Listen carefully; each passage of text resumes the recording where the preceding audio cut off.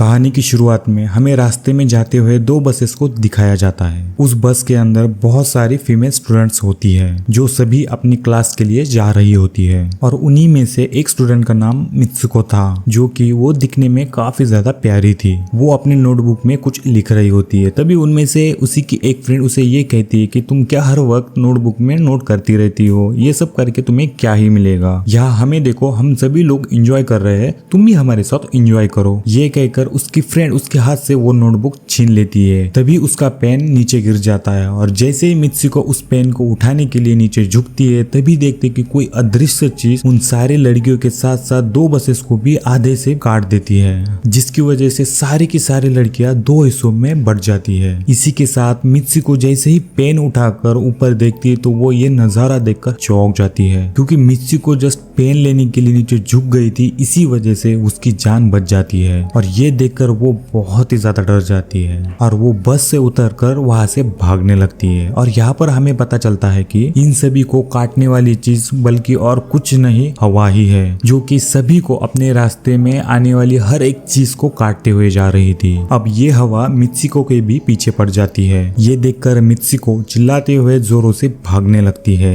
भागते समय मित्सुको को आगे और चार लड़कियां दिखाई देती है। वो उन्हें नीचे झुकने के लिए कहती है, लेकिन तब तक काफी ज्यादा देर हो चुकी थी। उनमें से तीन लड़कियां तब तक कट चुकी थी उस हवा की वजह से और मित्सुको एक लड़की को बचा लेती है। तभी मित्सुको को पीछे से कुछ साइकिलिंग करते हुए आती हुई लड़कियां दिखाई देती है जो वहां से गुजर रही थी। मित्सुको उन साइकिलिंग करते हुए लड़कियों को भी बचाने की कोशिश करती है, लेकिन बैड लक मित्सुको उन्हें नहीं बचा पाती। वो हवा उन्हें भी दो हिस्सों में काट देती है और इसी दौरान वो लड़की भी मारी जाती है जिसे मित्सुको ने बचाया था। अब ये सब कुछ देख के मित्सुको और भी ज्यादा डर जाती है और वो इधर उधर भागने लगती है। आगे हम लोग देखते हैं कि मित्सुको भागते भागते एक तालाब के पास पहुंच जाती है और उस तालाब का नजारा देखकर मित्सुको बहुत ज्यादा शॉक हो जाती है, क्योंकि उस तालाब के अंदर सिर्फ डेड बॉडीज पड़ी हुई थी जो कि उसी अदृश्य चीज यानी कि हवा ने इन सबको मार दिया था। फिर मित्सुको उसी में से एक डेड बॉडी के कपड़े पहन लेती है। अब अगले सीन में हम लोग देखते हैं कि मित्सुको चलते चलते एक स्कूल के अंदर पहुंच जाती है जहाँ पर और भी ज्यादा फीमेल स्टूडेंट्स होती है और उनका यूनिफॉर्म मित्सुको के यूनिफॉर्म से काफी ज्यादा डिफरेंट था, यानी ये भी था कि वो उनकी स्कूल की स्टूडेंट्स नहीं है। तभी एक लड़की मित्सुको के पास आती है और उसे कहती है कि कैसी हो। दरअसल देखा जाए तो वो लड़की मित्सुको की बेस्ट फ्रेंड थी। तभी मित्सुको उस लड़की से पूछती है कि क्या तुम सच में मेरी बेस्ट फ्रेंड हो, क्योंकि उसे वहाँ पर कुछ भी समझ में नहीं आ रहा था कि आखिर उसके साथ ये सब हो क्या रहा है और वो काफी ज्यादा सदमे में भी थी। यहाँ पर हम लोग ये भी जान पाते हैं कि मित्सुको और उसकी बेस्ट फ्रेंड इन दोनों में काफी ज्यादा प्यार था, लेकिन तभी वहाँ पर तेज हवा चलना स्टार्ट हो जाती है और ये देखकर मित्सुको वहाँ पर बिल्डिंग की तरफ भागने लगती है छुपने के लिए और उसकी बेस्ट फ्रेंड को कुछ भी समझ में नहीं आ रहा था। ये देखकर उसकी बेस्ट फ्रेंड शॉक हो चुकी थी कि आखिर मित्सुको ऐसा क्यों कर रही है। फिर वो मित्सुको को पूछने लगती है कि तुम आखिर इतना ज्यादा डर क्यों रही हो, इतना ज्यादा क्यों कांप रही हो। फिर तभी मित्सुको अपनी बेस्ट फ्रेंड को सब कुछ बता देती है कि किस तरीके से एक हवा का झोंका आया और उसके सारे फ्रेंड्स को काट के चला गया। ये सुनकर उसकी फ्रेंड उसको खींचते हुए विंडो के पास लेकर जाती है और उसका हाथ लेकर विंडो से बाहर निकालकर उसे दिखाने लगती कि ये जस्ट एक नॉर्मल हवा है, इससे कुछ भी नहीं होगा। फिर यहाँ पर मित्सुको के दिल को थोड़ी बहुत शांति मिल जाती है और उसे लगने लगता है कि शायद ये मेरा ख्वाब ही होगा। फिर इसके बाद मित्सुको और उसकी बेस्ट फ्रेंड और कुछ और 3-4 गर्ल्स मिलकर क्लास को बंक करने का प्लान करती है और जैसे ही मित्सुको और उसकी फ्रेंड्स क्लास बंक करने के लिए बाहर जाने लगते तो तभी उनकी क्लास टीचर उनके सामने आ जाती है और उन्हें कहने लगती है कि जल्दी से अपने क्लासरूम में जाओ। लेकिन मित्सुको और उसकी सारी फ्रेंड्स वहां पर उस मैम का नहीं सुनकर वो जंगल की तरफ भागने लगती है और भागते भागते एक तालाब के पास पहुंच जाते हैं। एंड फिर वहां पर मित्सुको उस अपने खौफ के बारे में उन सारे फ्रेंड्स को बता देती कि किस तरीके से एक हवा ने सारे फ्रेंड्स को काट दिया था। तभी उनमें से एक फ्रेंड ये कहने लगती है कि शायद ये सच हो जैसे मिरर वर्ल्ड होता है, जहाँ पर इस दुनिया से अपोजिट यानी कि उल्टा होता है। ये कहते हुए वो एक पत्थर उठाकर तालाब में फेंकते हुए ये कहती है कि यहाँ पर तो मैंने तालाब में पत्थर फेंका है, बट जो मिरर वर्ल्ड होगा उसमें शायद ही मैंने पत्थर नहीं फेंका होगा। तभी अचानक से उस तालाब में से एक क्रोकोडाइल बाहर आता है और उनमें से एक लड़की को खा जाता है और फिर वो लड़की कहने लगती थी कि देखा, कहा था ना मैंने कि मिरर वर्ल्ड में शायद ही मैंने पत्थर नहीं फेंका होगा, जो कि इस दुनिया में एक्चुअल में जो होता है वो जो मिरर वर्ल्ड है उस दुनिया में नहीं होता। और जो उस दुनिया में हो रहा है वो हमारी दुनिया में नहीं होता है। तो इसको भी उसी मिरर वर्ल्ड में इस क्रोकोडाइल ने खाया है। तो ये देखो, ये जो हम लोग कर रहे हैं ये बिल्कुल भी सेफ है। तभी वो लड़की तालाब के किनारे पड़े हुए एक कंबल और तकिए को नोटिस करती है। फिर ये चारों मिलकर उस तकिए को उठाकर उसके साथ खेलने लगते हैं कि तभी हम लोग देख सकते हैं कि दूर से दो लड़कियां इन चारों लड़कियों के ऊपर नजर रख रही है, उन्हें देख रही है। उन दोनों लड़कियों में से एक लड़की ड्राइडर बनी हुई थी क्योंकि इन दोनों लड़कियों ने आपस में शादी कर ली थी। फिर इसके बाद उन चारों में से एक लड़की ये कहने लगती है कि हमें यहाँ पर कुछ ऐसा करना होगा जो कि उस दुनिया में पॉसिबल नहीं हो, क्योंकि हमारी किस्मत पहले से ही तय हो चुकी है और हम इसे बदल भी सकते हैं। जिसके बाद ये सभी लड़कियां अपने स्कूल में वापस आ जाती है और नेक्स्ट लेक्चर करने के लिए क्लास को अटेंड करती है। लेकिन तभी मित्सुको देखती है कि वहाँ पर साइड में ही एक तकिया पड़ा हुआ है।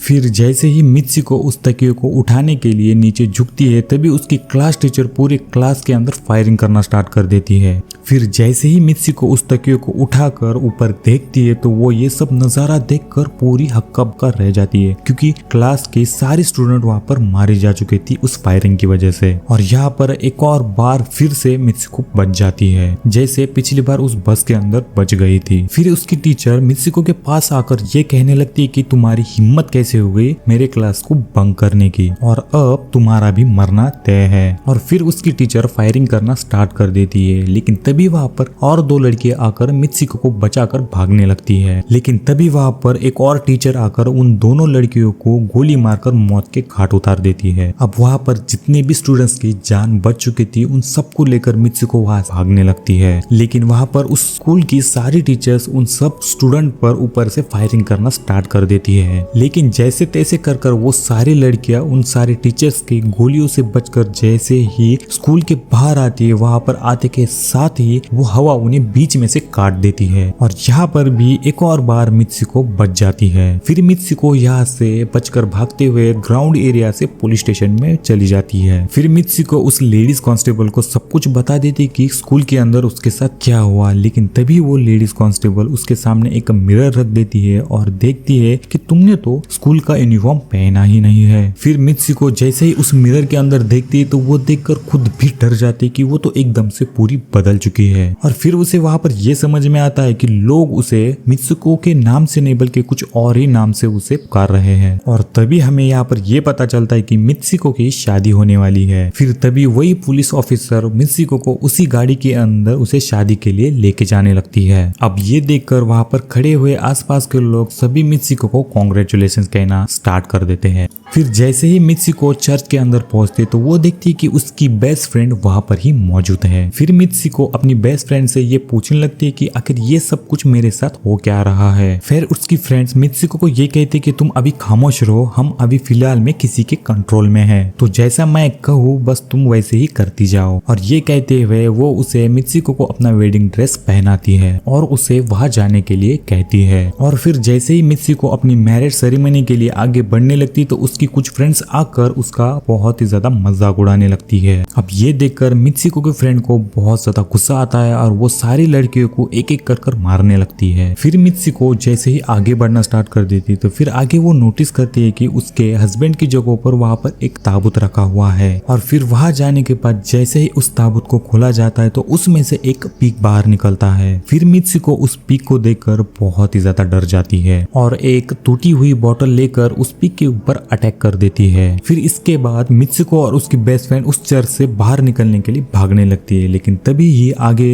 उन्हें और दो लड़कियां दिखाई देती है। लेकिन मित्सुको के फ्रेंड उन दोनों लड़कियों के साथ भी फाइट कर उन्हें मार देती है। फिर जैसे ही मित्सुको और उसके फ्रेंड चर्च के बाहर आ जाते हो तो मित्सुको अपोजिट साइड भागने लगती है और उसे ये लगने लगता है कि अब ये उसके साथ कुछ बहुत ही ज्यादा बुरा हो रहा है। और थोड़ा ही आगे जाने के बाद मित्सुको जैसे ही एक मिरर के अंदर देखती है तो वहां पर वो देखती है कि वो एक और बार चेंज हो चुकी है और उसने एक रेसिंग कॉस्ट्यूम पहना हुआ है। और तभी उसके साथ उसके काफी सारे फ्रेंड्स उसे आकर ये कहते हैं तुम रुकी क्यों हो, तुम तो एक काफी ज्यादा बढ़िया रेसर हो, तो खड़ी क्यों हो, भागने लगो। फिर मित्सुको उन सारे लड़कियों के साथ भागना स्टार्ट कर देती है और वो अपने अंदर फील करती है कि वो काफी ज्यादा एनर्जेटिक फील कर रही है। और मित्सुको पूरी कोशिश करती है कि वो इस रेस को जीत जाए। और भागते समय मित्सुको को अपनी फ्रेंड भी नजर आती है जो कि स्कूल के अंदर ही मर चुकी थी। और तभी मित्सुको की बेस्ट फ्रेंड भी उसके साथ दौड़ने के लिए आ जाती है। फिर तभी मित्सी और उसकी बेस्ट फ्रेंड ये नोटिस करती है कि चर्च के अंदर जो पिग था और जो वो दो लड़कियां जो इन्हें रोक रही थी वो उनके सामने से उनके तरफ आ रही है। और तभी भागते समय कुछ लड़कियां मित्सुको से ये कह रही है कि इस दुनिया से तुम चली जाओ। फिर तभी हम लोग नोटिस करते हैं कि मित्सुको भागते भागते एक सुनसान जगह पर पहुंच जाती है और वहां पर ही कुछ स्टूडेंट्स मौजूद होते हैं जिन्होंने यूनिफॉर्म पहना हुआ था। फिर वो सब लड़कियां मित्सुको से ये कहने लगती है कि हम लोग तो मर चुके हैं, अब तुम्हारी बारी, हम लोग तुम्हें भी मार देंगे। फिर तभी मित्सुको की बेस्ट फ्रेंड आकर उस लड़की को मार देती है और मित्सुको को लेकर वहां से भागने लगती है। फिर इसके बाद उसकी फ्रेंड उसे ये कहने लगती है कि अपना खुद का नाम जोर जोर से पुकारो। फिर इसके बाद मित्सुको अपना खुद का ही नाम जोरों जोरों से पुकारने लगती है। फिर इसके बाद मित्सुको अपनी असली रूप में आ जाती है। फिर इसके बाद मित्सुको की फ्रेंड अपने हाथ आगे कर मित्सुको को ये कहने लगती है कि प्लीज इन वायर को बाहर खींचो, क्योंकि ये वायर बाहर खींचने के बाद मैं इस दुनिया से बाहर चली जाऊंगी। लेकिन कहीं ना कहीं मित्सुको को ये डर लग रहा था कि जैसे ही वो वायर खींचेंगे उसके फ्रेंड को कुछ हो ना जाए, क्योंकि उसके फ्रेंड को वो बहुत ज्यादा प्यार करती थी। लेकिन ज्यादा फोर्स करने के बाद मित्सुको उन वायर्स को खींच लेती है और जैसे ही वो वायर को खींच लेती है तो वो देखती है कि उसकी फ्रेंड बीच में से दो हिस्सों में बढ़ जाती है और जैसे ही वो बढ़ती है तो उसके सामने एक और दरवाजा खुल जाता है। और जैसे ही मित्सुको उस दरवाजे के अंदर आती है तो वो देखती है कि अब वो आदमियों के दुनिया में आ चुकी है और वहीं पर ही उसके कुछ पोस्टर्स लगे हुए थे जो कि कुछ लड़के उस पोस्टर देख रहे थे। फिर उन्हीं में से एक लड़का मित्सुको के पास आकर ये कहता है कि तुम अब फ्यूचर में हो। अब ये सुनने के बाद मित्सुको वहां पर बेहोश हो जाती है। फिर कुछ टाइम के बाद मित्सुको को जैसे होश आता है तो वो आगे बढ़ने लगती है और आगे वो देखती है कि एक बूढ़ा आदमी कंप्यूटर पर गेम खेल रहा है और उसी गेम के अंदर मित्सुको मेन कैरेक्टर होती है जो कि अभी फिलहाल में बनी हुई है। फिर जैसे ही वो बूढ़ा आदमी मित्सुको को देखता है तो फिर कहने लगता है कि ये गेम को मैंने ही बनाया है और तुम सब लोगों को मैं ही कंट्रोल कर रहा हूँ और तुम तो बहुत पहले ही मर चुकी थी, लेकिन मैंने ही तुम्हारा डीएनए लेकर तुम्हें फिर से जिंदा किया। फिर ये सब कुछ सुनने के बाद मित्सुको को ये लगने लगता है कि वो अभी भी अपनी रियल दुनिया में जा सकती है।